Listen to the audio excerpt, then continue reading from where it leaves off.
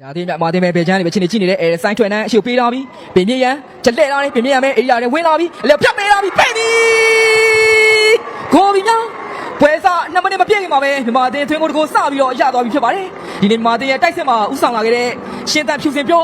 လိုအပ်နေတဲ့သွင်းကိုတကိုတော့စပြီးတော့သွင်းပေးသွားနိုင်ပြီဖြစ်ပါတယ်လေပွဲစား2မိနစ်မပြည့်ခင်မှာပဲမြမာတင်ဥဆောင်ကိုစပြီးတော့ရရှိသွားပြီဖြစ်ပါတယ်ဟုတ်ကဲ့ပါမကောက်အသင်းကတော့ဒါ73ရက်နေ့ကပွဲစဉ်မှာတော့ခံစစ်ကောင်းကောင်းနဲ့တကယ်ကိုကစားနိုင်ခဲ့တာဆိုပေမဲ့ဒီနေ့ကတော့မြန်မာအသင်းကမကောက်အသင်းရဲ့ခံစစ်ကိုတကယ်ထိုးဖောက်သွားနိုင်တာတော့လင်းတို့2မိနစ်မပြည့်ခင်မှာပဲမြောက်ဝါထင်ထင်ချင်းတွေ့ခဲ့ရပြီပေါ့နော်ဟုတ်ပါတယ်ပြီးခဲ့တဲ့အင်ဒိုနီးရှားအသင်းနဲ့မကောက်အသင်းပွဲစဉ်မှာလာရောက်ကြည့်ရှုခဲ့တဲ့အသင်းသားတွေမကောက်အသင်းကိုဘယ်လိုထိုးဖောက်အောင်မလဲ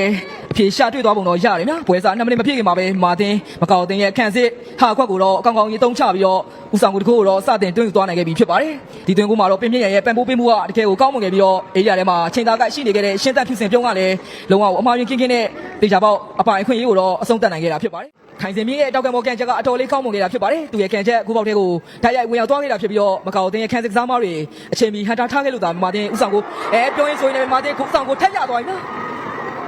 ်မကောက်အသင်းကိုတောက်လျှောက်ဖိအားပေးနေတဲ့မာတင်ဒီချိန်မှာတော့ဦးဆောင်ကိုထပ်ပြီးတော့ရရှိသွားခဲ့ဖြစ်ပါတယ်ပြီးခဲ့တဲ့ကန်ချက်တွေမှာတောက်လျှောက်ကာဝယ်နိုင်ခဲ့တဲ့မကောက်အသင်းရဲ့ခံစစ်နဲ့ကိုသမားဒီချိန်အသင်းကောင်းဆောင်ပင်မြင့်ရဲ့အဆုံးသက်ကိုတော့ကာဝယ်ထားနိုင်ခြင်းမရှိဘဲဒုတိယမြောက်ဦးဆောင်ကိုတော့ထပ်ပြီးတော့ခွင့်ပြုပေးခဲ့ရပြီဖြစ်ပါတယ်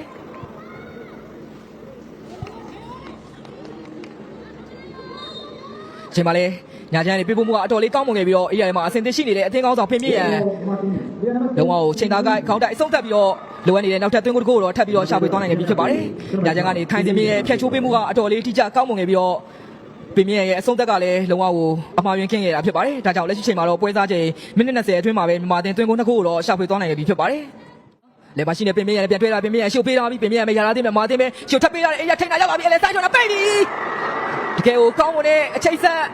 ချိန်သားကြိုက်တဲ့နားလည်မှုတွေနဲ့ပဲမြန်မာအသင်းနောက်ထပ်ဥဆောင်ကိုတကိုထပ်ပြီးတော့ရသွားခဲ့ပြီဖြစ်ပါတယ်။မြေထုံမေးစီတာပင်ပြင်းရန်စိုင်းထွန်းနန်းတို့ရဲ့အတွဲဆက်ကဒီချိန်မှာကောင်းကောင်းကြီးအလုပ်ဖြစ်ခဲ့လို့ဆိုရမှာဖြစ်ပြီးတော့စိုင်းထွန်းနန်းပြန်မဲ့တင်ရဲ့ခိုးရရထဲမှာအသေးသက်ဆုံးအကောင်းဆုံးဆုံးသက်ပြီးတော့မာတင်လိုအပ်နေတဲ့တတိယမြောက်ဥဆောင်ကိုတော့ထပ်ပြီးတော့ရှာဖွေသွားနိုင်ခဲ့ပြီဖြစ်ပါတယ်။ဒီမှာတင်းတော့တတိယမြောက်ကိုဘယ်မှာဆက်ချောင်းလင်းအဆုံးသက်မသေးကြလို့ခက်ခဲနေကြတဲ့မြန်မာအသင်းရဲ့တတိယမြောက်သွင်းကိုတော့ဒီချိန်မှာစိုင်းထွန်းနန်းရဲ့ကောင်းမွန်လာတဲ့ကန်ချက်တစ်ခုနဲ့တော့ပြန်ပြီးတော့မြန်မာအသင်းရှာဖွေသွားနိုင်ခဲ့ပြီဖြစ်ပါတယ်ဟုတ်ကဲ့ပါဆိုင်းထွင်နှန်းရဲ့ဒါခက်ဝေးဝေးကနေကန်သွင်းလိုက်တဲ့သွင်းကိုကတော့တော်တော်လေးကိုလှလှပပသွင်းလိုက်တယ်ဆိုတာတော့တွေ့မြင်သွားရတာပဲဖြစ်ပါတယ်တစ်ဖက်ကမကောက်အသင်းရဲ့ဂိုးသမားကတော့စိုင်းထွန်းနန်းပြန်ပေးတော့ပြီခိုင်စင်မြင့်ပြန်ထွဲလာတယ်မင်းထုံမေးစီတာရှုပ်ထပ်ပေးလာတယ်ပြင်ပြည့်ရဲ့အဲ့ဒီမှာပဲလက်ပိုက်ပြီဂိုးပြန်ပြီများဒီနေ့မှာမာတင်ရဲ့တိုက်စစ်အတွဲဆက်တွေကအတော်လေးကောင်းမွန်ပြီးတော့အတော်လေးလှပပြီးတော့တင်းတက်နေတဲ့အနေအထားမျိုးတော့မြင်တွေ့နေကြတာဖြစ်ပါတယ်ပြီးခဲ့တဲ့စိုင်းထွန်းနန်းတွင်းခဲ့တဲ့အသွင်းကိုအတွဲဆက်ပုံစံမျိုးပဲဒီချိန်မှာလဲမာတင်ရဲ့ကစားသမားတွေအတွဲဆက်ကအကောင်းမွန်ခဲ့တာဖြစ်ပါတယ်မင်းထုံမေးစီတာပင်မြင့်ရန်အတွဲဆက်ကနေပင်မြင့်ရန်ကိုသမားရဲ့ဘယ်ဘက်9တောင်ကိုတော့လုံးဝအတိအကျကျပဲအဆုံးသတ်နိုင်ခဲ့တာဖြစ်ပါတယ်ဒါကြောင့်လက်ရှိချိန်မှာတော့မာတင်၄ဂိုးမြောက်အသွင်းကိုတော့ထပ်ပြီးတော့ရရှိသွားခဲ့ပြီဖြစ်ပါတယ်လင်းမာတင်ရဲ့သွင်းကိုတွေကတော့ပထမပိုင်းမပြီးခင်မှာပဲထပ်ပြီးတော့မကောက်တင်ပဲအဲ့တော့မာတင်ပဲပြန်ရအောင်ညအလင်းနဲ့ပြန်တွေ့လာနေပင်ပြေးရန်ချူပေးလာပြီခိုင်စင်မြင့်ချက်ထိန်လာနေမာတင်ပဲခိုင်စင်မြင့်တယောက်ကြော်ဖို့ကြိုးစားနေအေးရဝင်လာပြီခိုင်စင်မြင့်ပဲနှစ်ယောက်ချလိုက်လက်ခံပြီဂိုးပြန်ပြီနော်ပြီးခဲ့တဲ့ပွဲချိန်တွေမှာသူ့ရဲ့အဆုံးသက်တွေတောက်လျှောက်လွှဲနေတယ်ဆိုပြီးတော့ကျွန်တော်တို့ပြောနေခဲ့တဲ့ခိုင်စင်မြင့်ဒီချိန်မှာတော့သူ့ရဲ့အဆုံးသက်ကကျွန်တော်တို့ကောင်းကောင်းကြီးလွှဲနေခဲ့တယ်ဆိုတာကိုတက်တည်ပြသွားခဲ့ပြီဖြစ်ပါတယ်ဒီချိန်မှာတော့ခိုင်စင်မြင့်ရဲ့အဆုံးသက်ကအတော်လေးအားပါပြီးတော့အကောင်းမွန်ခဲ့ပြီးတော့ပြန်မဲ့မကောက်အသင်းရဲ့ခိုးသမားကျုံဝင်းလျံ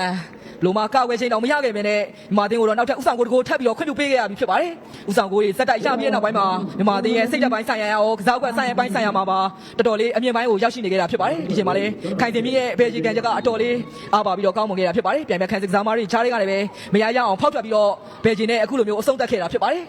ဒါကြောင့်စောပိုင်းကအလင်းပြောခဲ့လို့ပဲနာကျင်ချိန်ပုံမှာမြန်မာအသင်းကဥဆောင်ကိုတကိုထပ်ပြီးတော့ရသွားခဲ့ပြီဖြစ်ပါတယ်ထပ်ပြီးတော့လက်ကျန်မိနစ်တွေမှာမြန်မာအသင်းကထပ်ပြီးတော့ဥဆောင်ကိုရရရှိနိုင်မှာဆိုတာတော့ဒီကိုစိတ်ဝင်စားစမ်းကြည့်ရမှာလည်းဖြစ်ပါတယ်ဒီမှာတင်မဲ့အဝင်လာပြီးရှင်းသက်ဖြူစင်တော့ပိတ်ပြီလေပြောလို့မဆုံးခင်မှာပဲရှင်းသက်ဖြူစင်ပြောနောက်ထပ်သွင်းကိုတကိုတော့ရယူပေးသွားနိုင်ပြီဖြစ်ပါတယ်ဒီနေ့ပွဲစဉ်ရဲ့ဖွေစော်ဦးသွင်းကိုရယူပေးထားနိုင်ခဲ့တဲ့ရှင်းသက်ဖြူစင်ပြောလက်ရှိပွဲချိန်60မိနစ်အရောက်မှာတော့နောက်ထပ်သွင်းကိုတကိုတော့ထပ်ပြီးတော့ရရှိအောင်စမ်းဆောင်သွားနိုင်ခဲ့ပြီဖြစ်ပါတယ်ဒါကြောင့်ဒီနေ့ပွဲစဉ်မှာတော့ရှင်းသက်ဖြူစင်ပြုံးသွင်းကိုနှစ်ခုထိရရှိအောင်စမ်းဆောင်သွားနိုင်ခဲ့ပြီဖြစ်ပါတယ်ဟုတ်ကဲ့ပါရှင်းတန်းဖြူစင်ပြုံးကတော့ပထမပိုင်းမှာလည်းပွဲစားပြီး2မိနစ်မပြည့်ခင်မှာတကိုအခုဆိုလို့ရှိရင်လည်း62မိနစ်မှာတကိုနဲ့2ဂိုးသွင်းယူထားနိုင်တာလည်းဖြစ်ပါတယ်တကယ်ကိုလှပတဲ့သွင်းကိုတွေကိုမြင်တွေ့ခဲ့ရတာလည်းဖြစ်ပါတယ်ရှင်ပြန်ပဲခန်းစစ်ကစားမတွေဟန်တာနေတဲ့ကြားရရပဲအကောင်ဆုံးပုံစံတစ်ခုနဲ့ ဘောလုံးကိုချင်းကပ်ပြီးတော့အဆုံးသတ်ခဲ့တဲ့ရှင်းသက်ဖြူစင်ပြုံးချိန်မှာတော့မြန်မာအသင်းအတွက်6ဂိုးမြောက်သွင်းကိုတော့အပိုင်နိုင်ဆုံးရယူပေးသွားနိုင်ခဲ့ပြီဖြစ်ပါတယ်ချိန်မှာတော့သူ့ရဲ့ပါနတ်မှုကိုတော့ဒီသွင်းကိုမှကောင်းကောင်းကြီးညှိထွေးထားခဲ့ရတာဖြစ်ပါတယ်နောက်ပဲပြေးတော့မြန်မာအသင်းပဲရှုပ်ပို့ပြီးလာပြီအေးရဝင်လာပြီမြန်မာအသင်းပဲတောက်လျှောက်ပဲလွတ်ကျွတ်ပဲနားပိတ်ပြီပေးလာပြီတက်လိုက်ရဲ့ပိတ်ပြီရှင်းသက်ဖြူစင်ပြုံးပထမဆုံးအာရှဖလားချစ်တဲ့ပွဲအဖွင့်ပွဲစဉ်မှာပဲဟက်ထရစ်သွင်းကိုရရှိသွားခဲ့ပြီဖြစ်ပါတယ်ဒီပွဲစဉ်မှာထောင်တိုက်စစ်နေရမှာကောင်းကောင်းကြီးခြေသွားပြနေတဲ့ရှင်းသက်ဖြူစင်ပြုံးအစောပိုင်းကအသင်းပေါ်နဲ့အနေငယ်နားလည်မှုလွဲခဲ့တဲ့အောင်ရှိခဲ့ပေမဲ့လည်းနောက်ပိုင်းမှာတော့သူ့ရဲ့ပါနဲ့တဲ့အဆုံးသက်တစ်ခုနဲ့ပဲဒီနေ့ပွဲစဉ်မှာသူ့ရဲ့ hat trick သွင်းကိုတော့ပတ်မန်နန်ရောက်သွားနိုင်ခဲ့ပြီဖြစ်ပါတယ်လင်းမြန်မာအသင်းရဲ့သွင်းကိုတွေကတော့လုံးဝကိုဒုတိယပိုင်းမှာလည်းအဆုံးမသက်သေးပဲတောက်လျှောက်ထပ်ပြီးတော့ရနေခဲ့တာဖြစ်ပါတယ် ဟုတ်ကဲ့ပါကိုငယ်ကြီးကြံရှိနေတဲ့လက်ကျန်မိနစ်တွေမှာရောထပ်ပြီးတော့လှပတဲ့ဥဆောင်ကိုတွေကိုများလင်းတို့တွေ့မြင်ရမလားဆိုတာတော့စောင့်ကြည့်ခြင်းစရာကောင်းနေခဲ့တာလည်းဖြစ်ပါတယ် ချိန်မှာတော့ခိုင်စင်မြေကိုယ်တိုင်ဆုံးသက်ပဲနဲ့အသင်းဖော်ရှင်းသက်ဖြူစင်ပြုံးကိုတော့အကောင်းဆုံးပံ့ပိုးပေးနိုင်ခဲ့တာဖြစ်ပါတယ်သူရဲ့ပံ့ပိုးမှုကြောင့်ပဲရှင်းသက်ဖြူစင်ပြုံးဒီနေ့ပွဲစဉ်မှာတော့ hat trick သွင်းကိုတော့ရရှိသွားခဲ့ပြီဖြစ်ပါတယ် The decision of Mati, number 3, 6 point. Represented by number 2.